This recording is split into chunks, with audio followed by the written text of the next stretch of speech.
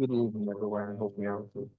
But as we will be discussing budget and standard costing. Like it's more or less like a confirmation of what we've been doing, right? It will be talking about flexible budget and then standard costing and then also variance, right? So as we established earlier on, budget is a plan which has been expressed quantitatively, right? So here come to look at flexible budget and also standard costing and then also variance analysis. Note that under standard costing, we have a predetermined kind of standard that we're expecting the activity or prices or revenue should be. If in case they don't meet it, the difference between uh, the difference between what we are expecting and what we actually have is the variance, right? So the variance can be either favorable or unfavorable. So in this session, we are going to dive more into this as well. All right, so kindly like this video and also subscribe to the channel if you are new to this channel. As you can observe, it already leads here 19 minutes, which have bedtime, but let's do this. All right. So today we're talking about flexible budget and the standard cost. Like, which will let us dive into the rest. Note that today's video might be a bit long, but you will still true because the slide price like it's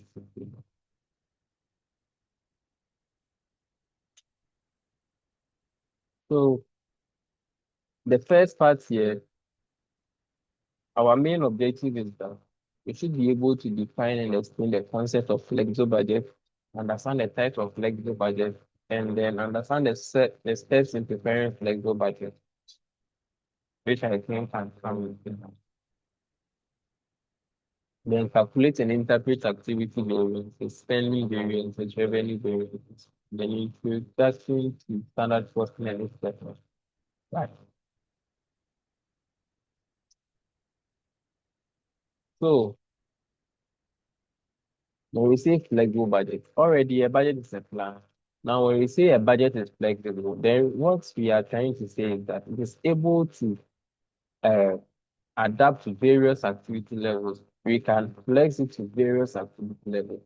Now, if we want to really create a flexible budget, then we should be able to segregate our cost into variable and then fixed.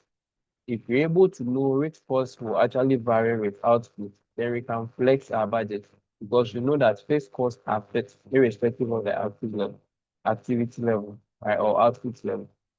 So that's the same intuition we are having here, right? So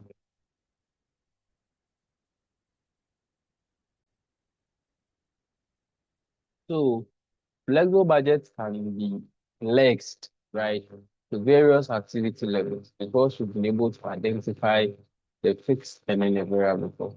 So as Sima is saying here that flexible budget is a budget by rate, recognizing the different cost behavior patterns, like how costs relate to output level, is designed to change as output what also changes.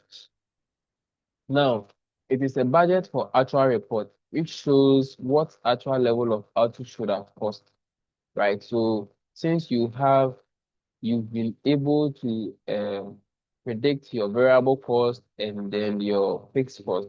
Now, flexible budgets can actually let us know, say, okay, this is what actual output should have cost. And then this is what actual revenue should have also been. Right. So the key to flexible budgeting is the knowledge about fixed and variable cost. So how we can segregate cost into fixed and variable cost.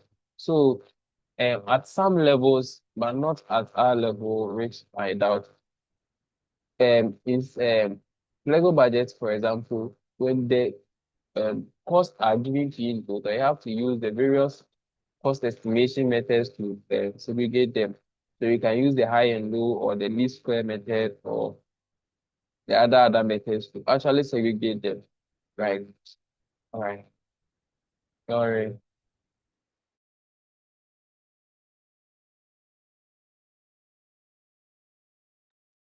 All right, so now we can flex a budget in two ways, whether before the fact, before we get our actual output level, right? So before we get our actual output level, we can flex the budget in so many ways to actually be closer to the output level. So if in case we are to produce, we don't know how much we will produce, but because we have a flexible, we can flex it to, let's say, either 400 units, 500 units, 600 units, to know the various out, to know the various kind of costs we should be expecting in case you produce 400 units. The flexible budget will help us know the cost we are to incur. If you flex it to 500 units, how much we are to incur when it comes to 500. So this is actually done before the actual output comes out. But for after the fact, this is when we have actually produced an output level of, let's say, 500. Then now, since we are having, let's say, a budget of 400, we flex it to come and then up to, like, we flex it to look like the 500 units. So now with this case, we are going to use or inculcate all the variable costs we have in there to reflect as the 500 units, right? So we are going to multiply the variable cost per unit by this new 500 unit that we produced. So now able to match it with the actual kind of cost that we actually incurred to know our variance, which is the difference, right? So this flexible budget is the budget for the actual activity level. It is used to compute what cost should have been for the actual activity level. So when it comes to preparation of flexible budget, first we have to prepare the budget at various activity levels. So these are the steps. Prepare the budget at the various activity level, then segregate all costs into fixed and variable costs to identify the per unit variable cost and then the fixed cost within the relevant range. So the reason why we want the per unit variable cost is for us to be able to actually multiply or get our variable cost when we are flexing it to the various units that we want, right? So now repair the flex budget using the activity level that has been attained, maybe 400 or 500, or achieve and the variable cost per unit determined, right? So now we have to prepare the budget report by comparing each of the cost elements of the flexible budget and that of the actual report that we actually uh, had to know our variances, and I've spoken about this up there already. All right, sorry, haven't submitted, but have to do this for the people. All right, so characteristics of a flexible budget, right? So flexible budget may be prepared for an activity level in a relevant range, right? Because the relevant range comes in here because of the first one, because if let's say we are to produce 500 units and we will have let's say a fixed cost of storage to be 500, then it means that if in case we produce more than 500, our fixed cost is going to increase, right? That has been what outside, that has in like is outside the relevant range, right? So here we will incur something we call a step up cost, right? So now that's why we actually say that the federal budget will be prepared within the relevant range. Now, it also shows the cost that should be incurred at actual level of activity, enabling apples to apples, right? So when we actually create a flex budget, we are trying to predict this is the actual cost we have to get. So if in case we actually deviate from it, we can compare the items in line by line to actually know where we are actually deviating most or where we are getting unfavorable kind of and variance most. So it also helps managers to control cost as usual, and then it also improves performance evaluation. Now, our main learning objective one is to prepare a planning budget and a flexible budget, and then understand how they differ from each other. Now, when we when we are planning when planning budgets are prepared for a single plan level of activity, right? So let's say let's say you are planning to actually produce books, right? You will be you want to produce books. Definitely, you have some kind of budget for it, right? And then that is the planned budget that you are having. That's the planned budget that you have, right? So it is actually prepared for the books that you are like you actually want to what produce. Yeah, that's the normal plan budget. Now, if you want to be able to flex it, then you have to know your variable and then the fixed cost. So if you want to produce books, you should know that papers is going to be your variable cost because the more books you produce, the more papers you buy, right? And other stuff. So that is it. So performance evaluation is difficult when actual activity level differs from the planned activity level, right? Because it's some kind of difficult to evaluate this kind of performance. So this is an example we are having here, right? And we are going to use this example to explain the flexible budget. So I think we can this flexible budget tomorrow. So Larry's loan service provides loan care in a planned community where all loans are approximately the same size. At the end of May, Larry prepared his June budget based on mowing 500 lawn, right? So,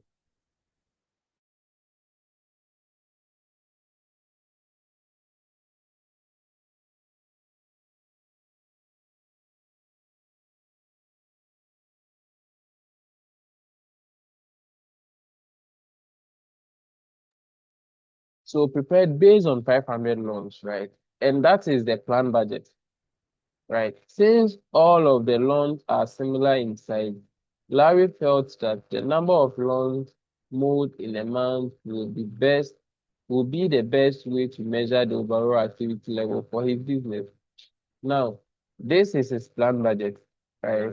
His plan budget here is trying to say that he is going to what, loan 500 and then 500 will have what? There is the revenue here. Revenue is going to be 75. So you can see that from here, we can see that this full cost function right here is having a fixed cost. So we have the fixed costs which are down here. Right, and we have the variable cost. This is a variable kind of revenue. So variable cost is what is here, right? And then we are having this here. So this is what a mixed cost. It has a fixed cost in it, and it has what a variable cost in it. So these ones are all going to affect activity level. So here, meaning that if he's able to what, produce or loan, get read more loans, right? Or get more loans. What this means is that revenue is going to be what? Increased by 75 per loan, right? So now, due to this, we will be having what? Our variable cost to be 9 times the quantity and then equipment, that's for gasoline and supplies. Equipment is also going to what? 3Q, right? So with this, then this is going to be our variable cost. Meaning that when this loans increases, variable cost is also going to increase. Now you also have a mixed cost here, which is 30Q, right? We look into that and then meaning that if loans also increases, it's going to affect the mixed cost. But for the fixed ones, it's going to remain the same within a relevant range. The office shop for rent and staffs, right? It's going to be the same. But if in case we go more than maybe the relevant range, then we are going to get a step up cost. This space costs are going to increase. So we factor in all this stuff. So let's move on. Now, Larry, at the end of the month, Larry, instead of reading 500 loans, he was what?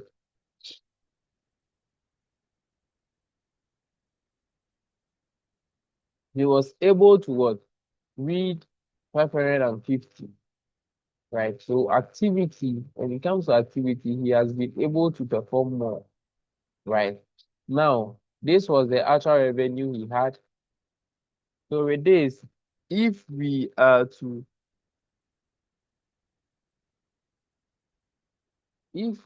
divide and then get the per unit, then it is going to 43,000 divided by 550.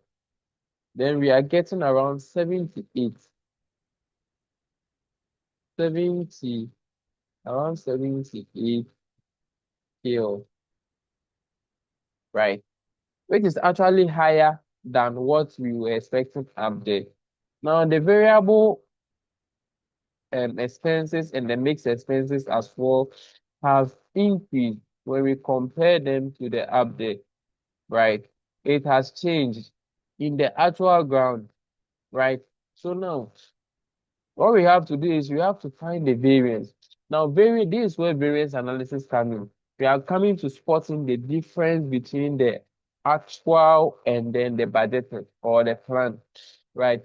So, variance analysis is the analysis of the difference between the fixed planning budget and the actual cost to determine whether a company's operations are being performed efficiently. So it examines the difference between the actual cost and flexible budget cost of producing a given quantity of product or service. It also identifies the general cost of variance by breaking them into separate price and quantity variances. We are going to talk more about it down there.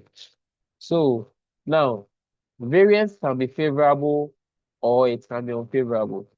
So keep this that when it comes to revenue, right? When it comes to revenue, when the actual revenue, for example, is more than the planned revenue, then it is favorable. And when it comes to expenses, when the actual expenses is higher than the planned expenses, it's unfavorable. So we have to keep all this in mind and then know our way around it. So when it comes to revenue as well, if the actual is less than the plan, then it is unfavorable. But when it comes to expenses, when the actual is less than the plan, then it is favorable, right? So yeah, an actual expense item greater than the budgeted or an income item that is less than the budgeted is not unfavorable. But when it is the other way around, it is favorable. So these are some of the reasons. When the actual sales volume was different than the plan, it can bring out variance. When the actual variable cost per unit was different than the plan, it can bring out variance. So for example, this we had a variable cost here to be 9, right? Now, when we divide for this side, here the plant is what? 9 kilo, right? But now, when we do the same thing here, then divide this 5,100 by 550, we are going to get 9.2 kilo, so more or less like 9.3 kilo. So you can see that the variable cost here is more than the plan. So the variance here is what? It's unfavorable. You get it? So we have to keep all this before we'll be able to move on to the rest.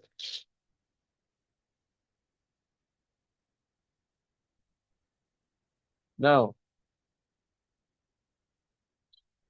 okay. So the actual total fixed costs were different than the plan. It happened also here as usual, where um where is it? Where this insurance, for example, here the plan is 1,000, but here is 1,200. And then office shop utilities here is 1,000. And then here is what? The actual one is what? 950. And this brings up variances. Actual selling price per unit as well was different than the plan. We calculated up then we saw that instead of this 75 kilo, we had something different, right? So this all of these stuff actually causes what? Variance. So variances we can be grouped into total cost variance, and then other ones are here. So we have total cost variance, which is the actual cost minus the flexible budget cost. So here we can see actual, this is the formula for it. Actual quantity times actual price minus standard quantity times standard price. So when you're able to spot the difference, it becomes the variance, right? Actual quantity times actual price minus standard quantity times standard price.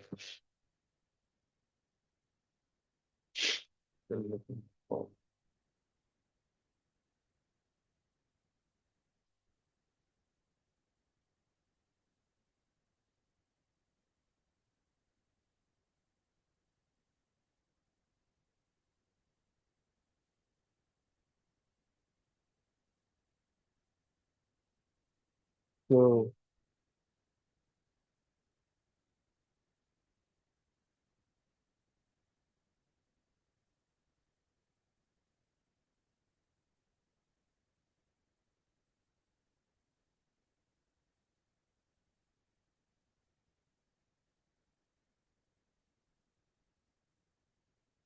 so that's what we are having.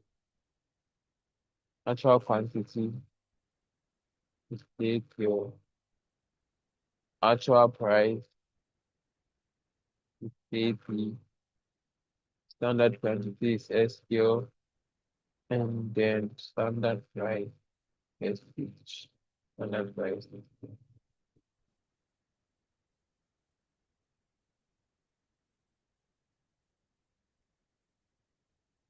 So we have some sub components of this variance analysis. We have the price rate variance analysis, which is actually the difference between the standard price and then the budgeted price, right? So you see the budgeted price and then the actual price, right? So the difference between the actual price and then the standard unit price of an input, right? So this is going to give us the price rate variance. We also have the quantity usage variance, which is more or less like the actual quantity used minus the standard quantity used. So now, let's say the price of input, right? So if the price of input, if you plan that the price of input should be 20, and then it came up that the actual price of input is instead of 20 is like 17, then it is favorable because it is lesser than the actual is lesser than the plan. Sorry.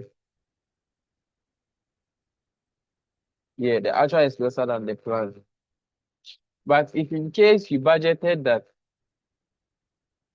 it should be 20 and then it rather went to 21, then you should know that it is unfavorable because the actual is higher than the plan. So if in case the actual price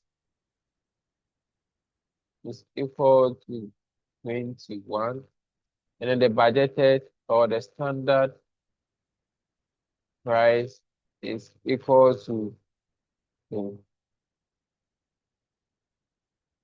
and the budgeted price is equal to 9. Then what you are trying to say is that 21 minus 19 is going to give us 2. Now, because the actual is greater, it becomes 2 unfavorable, which is 2u. You get it? So if it is the other way around as well, because it is the price of input if you are planning for a price and then the actual price is lesser than what you planned, it is favorable to you. But if it is the other way around, it is unfavorable. Quantity usage as well.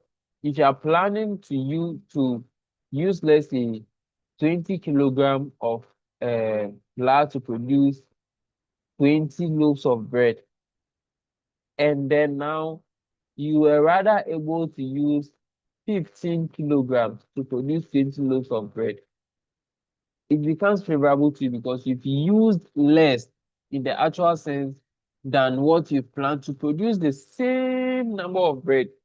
So it becomes what? It becomes favorable to you. But if it is the other way around, it is not favorable to you. That's why we have what?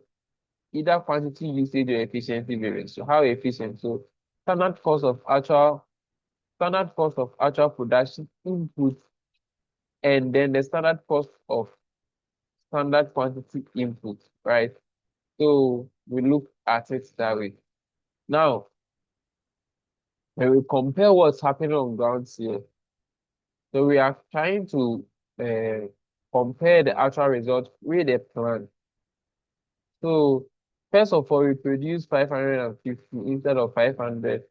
Now, the revenue here, we were planning to get a revenue of what? 37,500, right? But instead, we had a revenue of what? 43,000. Meaning that what? Revenue has increased on our expectation, right? So it becomes what? Favorable. That's why we're having this step here, right?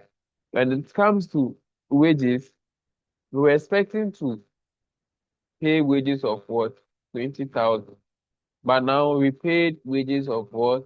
23,000. We paid more than what we were planning to pay. So the difference becomes what? Unfavorable. That's why we are having this U here. So it's more or less like the 23,500 minus the 20,000. The difference becomes what? Unfavorable for us. Now the gasoline as well. We are planning to pay what? 4,500, but instead we've rather paid what? 5,100. The difference become unfavorable. So that's how we do all this, where we compare the plan with the actual, right? What we planned, if it comes to expenses, if what we planned is less than the actual, right?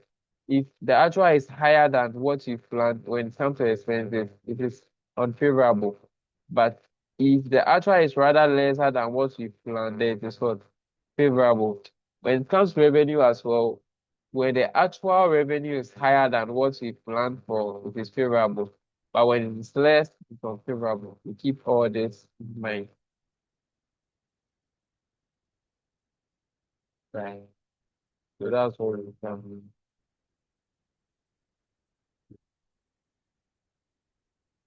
So some of the deficiencies of a static planning budget is that the relevant question we normally ask is how much of the cost variances are due to higher activity volume and how much are due to cost control, right? At this point, we cannot answer this question because the actual level of activity is greater than the planned as usual, right? Because we planned 500, then now what? We produced uh, or we did 550. So this is where we are going to bring in a flexible budget. Make it look like, say, this was it. This is how our cost should look like if it were to be 550. Right? So therefore, actual variable costs are likely to be higher than planned variable costs, regardless of Larry's managerial efficiency. To answer this question, we need to flex the planning budget to accommodate the actual level of activity. So now, to flex, we need to know the variable cost charge in direct proportion to activity level. Total fixed cost will remain unchanged as usual in the relevant range. So now let's prepare the flexible budget. This is the flexible budget. So we had 75Q to be our variable cost and then our base cost, and we have the other things in here.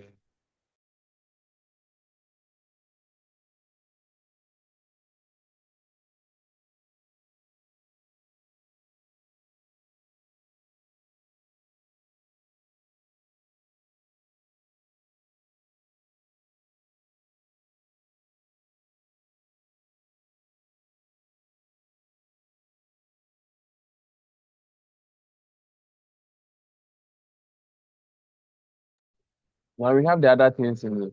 Note that all this we are having here is that we've just inculcated this 500 unit that we produced into it. So instead of using 500 units like what we did before, now we are using 550, and that's the only difference here. So this is what 75 times 5, 550, right? So 75 times 550 instead of 500, that's why we are having this revenue. Okay, this one here, right? When it comes to here as well, which is the variable cost, is 30 times this 550. Here is 9 times this 550. Here is also what 3 times this 550. But the fixed costs are fixed within the relevant thing, so they are all the same like what we have. So this is trying to say that when we produce 550 units, or when we're able to work on 550 long, this should be our actual operating income. This should have been based on flexing this thing to meet the 550 units, right? So we are going to compare it with this thing. So now, when we are flexing it according to the flexible budget and then the planning budget, we are trying to look at the activity variance. And when we are trying to flex it with actual, so like actual and then between the actual and the flexible, then we are trying to look at the revenue and then the spending variance from that side. So planning budget, revenue, expenditure, and then we have the flexible budget, revenue, and expenditure also. So no, the difference between the budget amount are called activity variances, right? So the activity variances arise solely due to the difference in actual activity level and the level of activity included in planning budget. Now let's use the flexible budget to compute. So now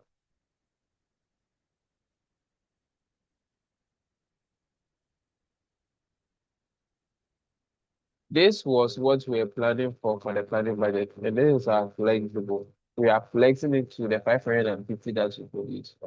When we look at it, this these are activity variance, showing the difference in the activity level, right? So because the activity level change, we've actually what incurred more variable cost and then the mix for because of the activity level. So if the activity level should have reduced, variable expenses would have been what? The flexible one would have been lower than what we planned for, right? So now, if you just want to get the favorable or the unfavorable one, we just have to subtract what we have in the flexible.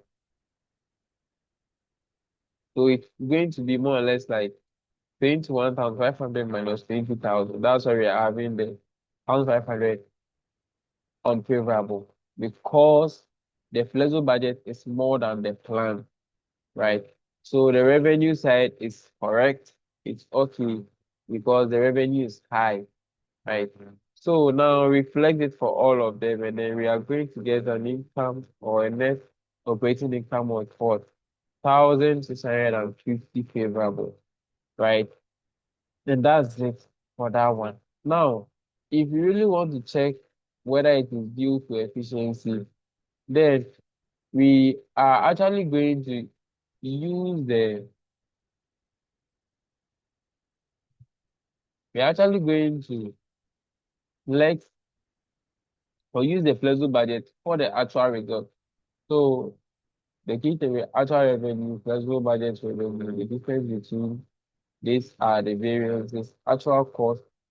So the difference between the actual revenue and then the flexible budget revenue is for the revenue variance. What's the difference between the actual cost and the flexible budget cost is for the spending variance. So revenue and spending variance. So now let's use the flexible budget to do this one. Right. So now look at it here. Now reflect everything. Reflect everything look like they are in the same distance. This is more or less like equity. We are all now using 550 units now. So now let's compare. So using 550, in the actual, we made what? A 43,000 profit. But in the flexible, it is what? 41250 profit, a revenue. Now, since the actual result is higher than the flexible, then we are going to get what? A favorable kind of answer, which is the difference between them. So 43,000 minus 41250. Right. So no, I think this would have to break it. After this one, I'll break. We'll do the other one again. Let's do it.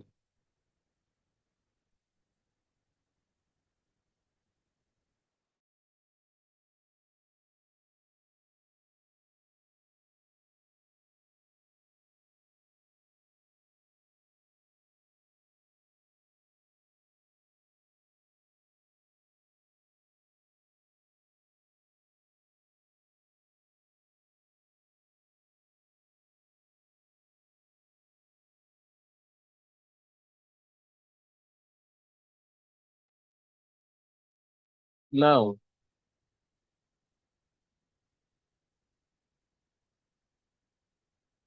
now, because of this, we can see say we are having a favorable kind of this thing here, right?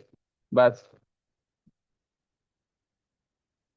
when it comes to the expenses side, right, we can see that the actual kind of the mixed cost, the wages, you can see that the actual this thing is higher than what the flexible budget fund. So we are having unfavorable when we subtract and you get a difference.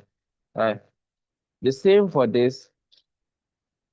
For this one, we can see that here we are having these expenses, the actual expenses here lower than the flexible budget. So we are having a favorable this thing. Now, when we do all of them, right, and then we find the difference, we get what? When we subtract the variance, which is the 1,750 as the variance of like the revenue variance from the spending variance that we are having with, which is 1950 is the spending variance. We are going to get an unfavorable this thing of what 200. So this is trying to say that it is not actually based on efficiency, right?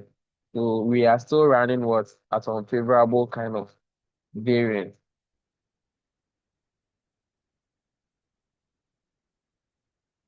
Now, so this is it.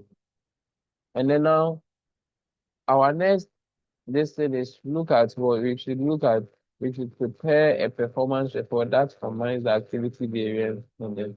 So this is where we put all of them together in one listing, where we compare instead of see the previous listing, we did it one. Here we are putting all of them on one chart, and then now activity variance is here, which is what comparing the flexible to the plan, right? And we get the activity. Now, when it comes to the revenue and spending variance, right, we compare the actual to the flexible, and then we get our revenue and spending variance. So that's the same thing. So when we subtract, and we subtract, and we subtract, and we subtract, we are going to get, um, when we subtract this from, when we subtract this from this, we are going to get this. The same way when we subtract this from this, we are going to get this. You get it. So that is it up to this point. If you don't understand it, you can drop it in the comment section and then we dissect more. We'll be solving more questions on this so that we can get more understanding. And that's the same explanation we're having here. That's the explanation.